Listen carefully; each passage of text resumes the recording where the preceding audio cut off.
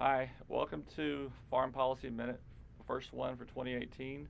I'm going to go through a couple of the major features of the Bipartisan Budget Act of 2018 that is going to impact agriculture.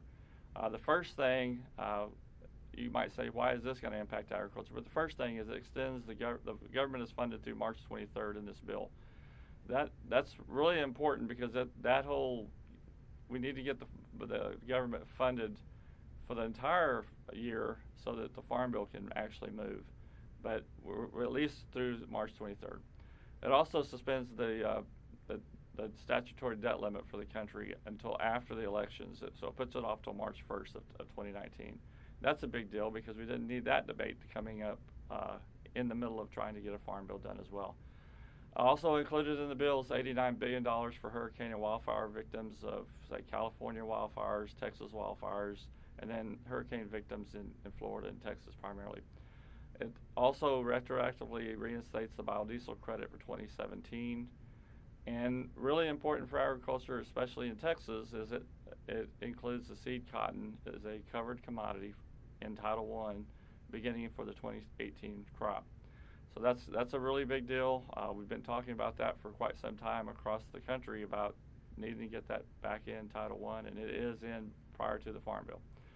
Also, as very important is the Dairy Margin Protection Program has been enhanced, and hopefully it will provide more protection for dairy producers than the previous version had. It also, that bill also eliminates the $20 million cap on crop insurance for livestock producers.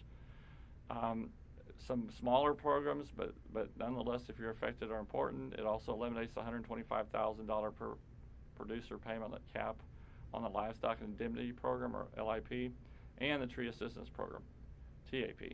It doubles the acreage eligible for Tree Assistance Program as well, and it removes the $20 million annual cap on the Emergency Assistance for Livestock Honey and Honey, Bees, and Farm-Raised Fish Program. One of the other elements of this bill that's kind of important, I'm going to run through an example, is under the Livestock Indemnity Program, it used to only cover death of animals, and now they've changed it so that it's going to include a loss of salvage value, basically. So the animal still lives, but you sell it for much less than it was worth.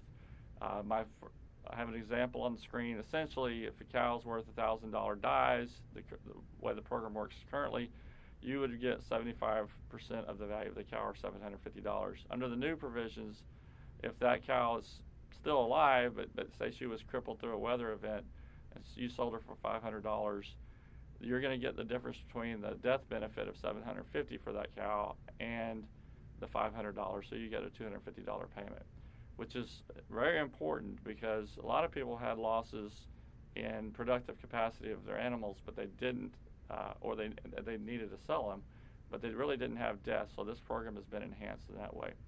Future webcasts are going to be discussing the details of the seed cotton program as we know them today. Thank you.